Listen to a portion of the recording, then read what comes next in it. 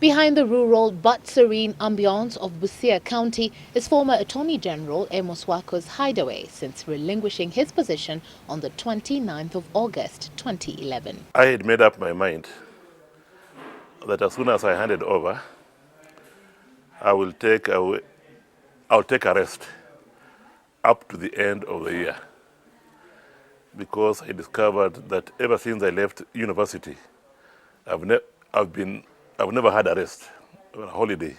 There's all the time been working. So here was an opportunity now at least have some rest, reflect as you think about the future. It's been 115 days since he ceased to be Kenya's Attorney General, and for a man who has for years been described as a workaholic, how is he taking to doing absolutely nothing? Somehow I've eased in very well, yeah. And I must say I'm enjoying myself. I'm happy with myself. I'm at peace with myself.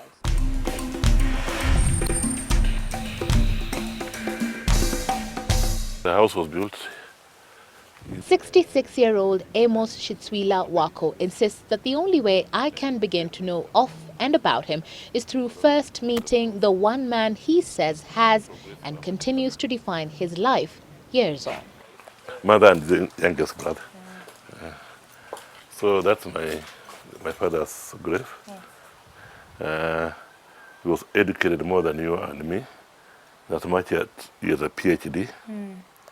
I can tell you my mother is also a graduate of Liverpool University. His parents' insistence on education, what gave them an edge over other children in his neighborhood, and what he attributes to his education success, having been the top student nationally both in his O and A levels, with a degree in law and economics and later a master's in law. Our brother, son, friend, Honorable Amos Wako, and we are glad. It is Thanksgiving at the Wako household, and Wako, a firstborn in a family of 8, joins family to give thanks to their loved ones, his father and his grandfather, who also greatly influenced his spirituality and to whom he has since dedicated this church. Thank you very much. Yeah. A day after his Thanksgiving and prayer ceremony at his Busia home, and tokens of appreciation continue to stream in from neighbors and supporters. God has been faithful to me. It has been a very difficult time, as you know. But through it all, I've been guided. And I'm glad that I left the office when we had finished, at least when Kenya had a new constitution. I ask his sentiments about accusations that he stood in the path of judicial and political reforms by protecting the status quo, what even led to a United States travel ban back in October 2009. So why was he branded an anti-reformist? Some it was out of ignorance, some it was out of jealousy, but I never took it against them, because at the end of the day, I'm accountable to God in what I'm doing, and I knew I was doing my best, but from within.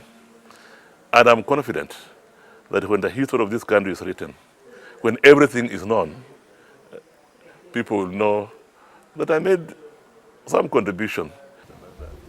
It's been an eventful journey since the 13th of May 1991, when while at a Kenya Airways board meeting, someone whispered to him that he was Kenya's new Attorney General, as announced over the lunchtime bulletin. Years on, and Wako is confident that he not only did his job, but he did it right. That I would like to be remembered as a person who brought the new constitution and new reforms in the legal sector. So that's an achievement.